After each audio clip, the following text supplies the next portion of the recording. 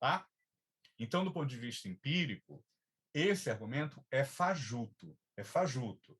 Isso não tem nenhuma base na academia e isso não é aceito, simplesmente. Isso aí é charlatanismo, para falar claramente. É charlatanismo, é uma cloroquina mesmo, sabe? Para discutir economia. Né? Na verdade, assim, eu vou falar um pouco do ponto de vista da economia política. Qual é o problema, no fundo? Qual é o problema, no fundo, dos críticos da dívida pública? É o seguinte: o risco de que o aumento da dívida pública, não é, leve a uma pressão para aumento do imposto sobre os ricos. Basicamente isso. Não é? Para controlar a dívida pública, os ricos sempre vão defender corte do gasto social para os pobres. Nunca vão defender aumento dos impostos para os ricos. É claro. Não é?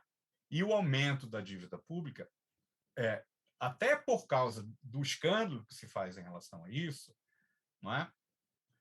Vai trazer e traz, e historicamente sempre trouxe, a proposta de elevação dos impostos progressivos, aqueles que afetam a riqueza.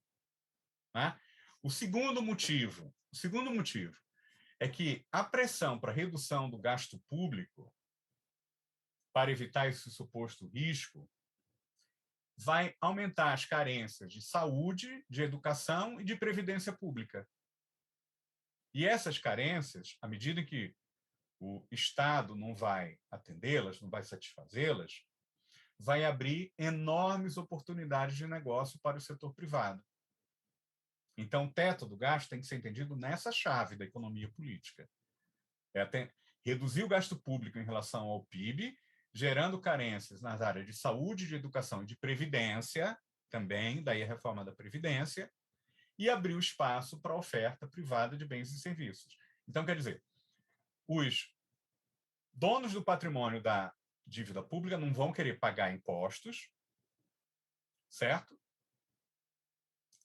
Para financiar o gasto público, eles querem um corte do gasto público, e esse corte do gasto público, ainda por cima, serve para, digamos, abrir oportunidades de negócios nas áreas em que a provisão pública de serviços, como saúde, educação e de previdência, compete com empresas privadas.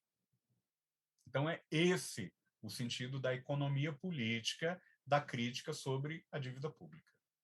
Tá?